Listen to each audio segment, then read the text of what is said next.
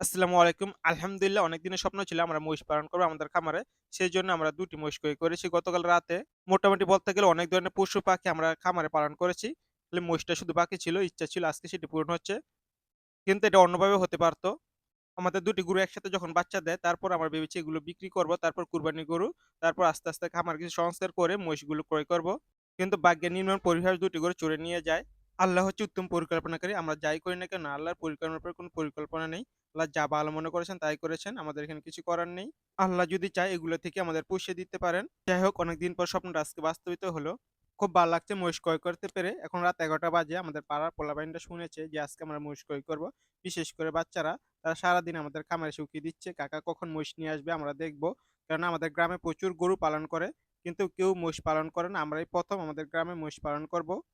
বাচ্চারা সাধারণত বইতে, টিভিতে দেখে মহিষ। তাছাড়া চিড়িয়াখানায় যেহেতু তারা আজকে বাস্তবে দেখবে, তাই সারাদিন তাদের আগ্রহ বেশি। কেউ, কেউ এসেছে তাদের খামার ওই পাশে দাঁড়িয়ে আছে। যারা গ্রামের বড় গরু পালন করে তারাই এসেছে। তারা ২-৩ জন আপনারা দেখতে পাচ্ছেন ভিডিওতে তারা মহিষ এসে রশি বেঁধে দিচ্ছে।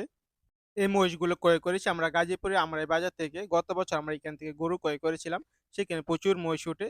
সেজন্য আজকে আমরা গিয়ে মহিষগুলো ক্রয় করে নিয়ে আসলাম। মহিষগুলো আসার পর আমরা সাথে, সাথে পটাশ দিয়ে তাদের পা ধুয়ে দিলাম। এরপর তাদেরকে সাদা পানি খেতে দিলাম। যেহেতু মহিষগুলো প্রচুর জার্নি করে এসেছে এবং সারাদিনে হাটে ছিল। তাদের কোনো খাবার-দাবার ছিল না।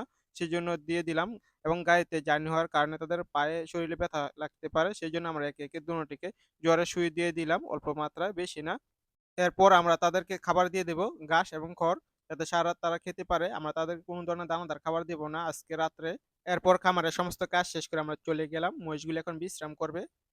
এরপর সকাল হলে আমরা একে, একে সবাইকে খাবার দিয়ে দিলাম। যেহেতু মহিষগুলো প্রচুর জার্নি করে আসছে, তেমন একটা খাবার খাচ্ছে না। মহিষগুলো কেমন হলো আপনারা সবাই কমেন্টে জানিয়েন। এই ছিল আজকের মতো। সবাই ভালো থাকবেন। আসসালামু আলাইকুম।